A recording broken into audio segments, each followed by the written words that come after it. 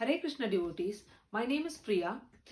I live in Brentwood with my family, Rajkumar Prabhu and Kanishka Aditya, who's a 14-year-old son.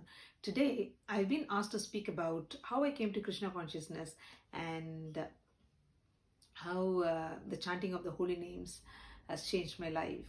Um, so, how I came to Krishna consciousness is a very interesting question. Actually, I was looking to learn our scriptures. I had that desire to learn about the scriptures from 10 and 11 years old. I used to ask my parents, but that time, the focus was on education, studying, especially in India, more of, academic. They would say just now focus on studies.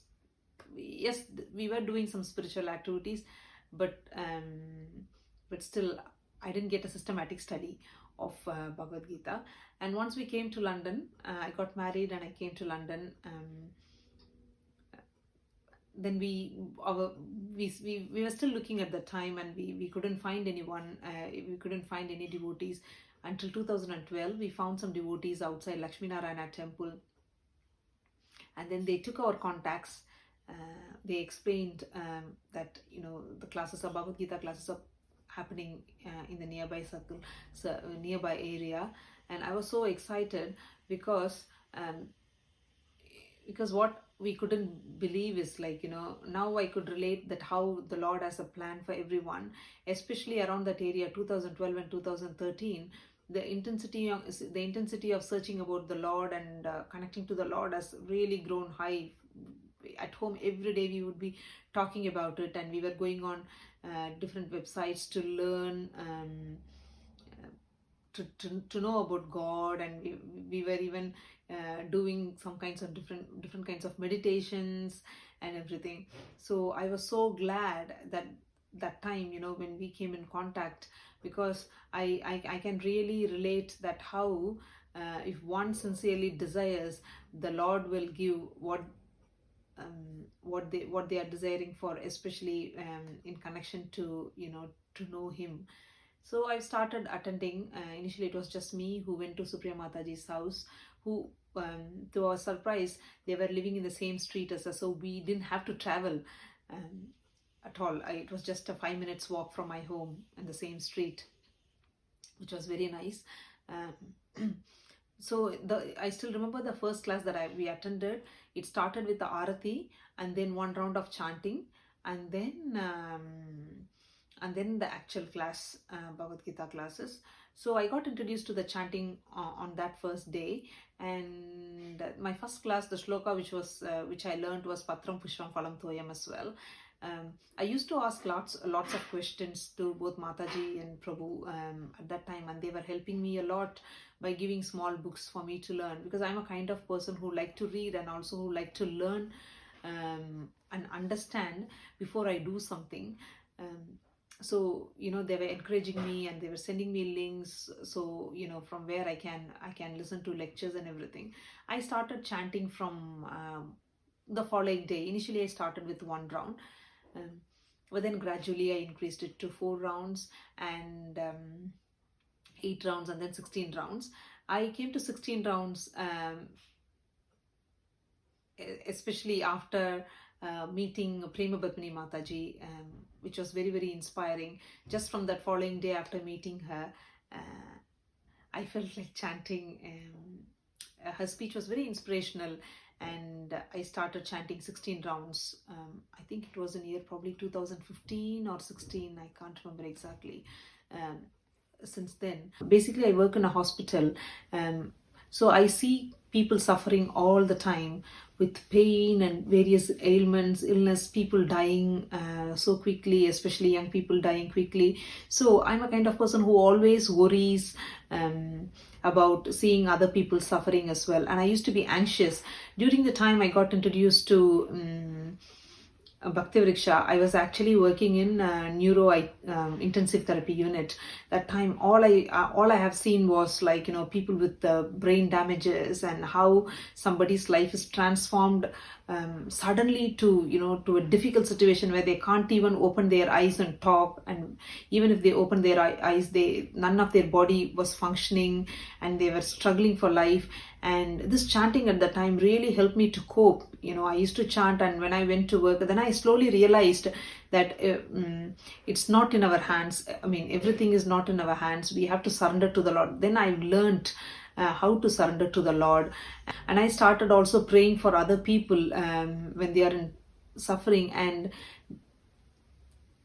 at that time, which was very helpful for me to cope up with my everyday anxieties.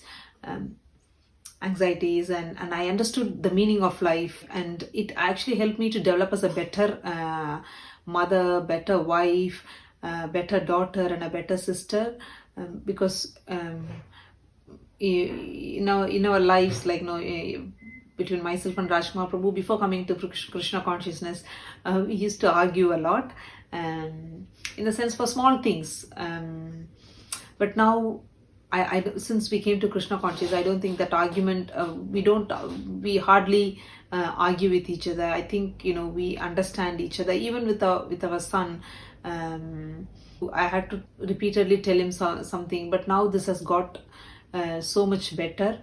And with my parents as well, people who were around me, they have started noticing a difference in me, that I was not getting anxious or angry towards them. And after seeing that, they've also started chanting as well. My parents, my friends, some of them, and also some of our relatives, and also their transformation. It was very nice to see their transformation too, and they were feeling confident in their lives, and they had realizations connecting to the Lord. So again, when we see about chanting, this chanting is the key part of the devotional service.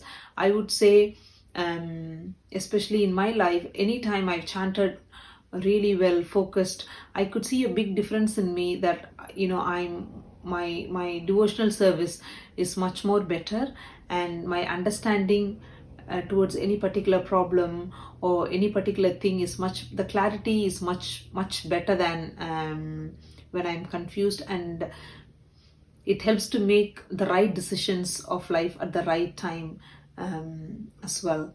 So I think, more than me saying, I think one has to experience how chanting feels like. Sometimes I have also experienced that when you chant, you want to chant more and more. Even if you have few minutes, sometimes you feel like chanting more and more. Because I still remember once Rajkumar Prabhu was unwell. We didn't even know the cause. Nobody knew why he was unwell. I think it was in 2014, and I did not have any other place to go apart from the holy names. So I was continuously chanting at that time. It really helped us to overcome that difficulty.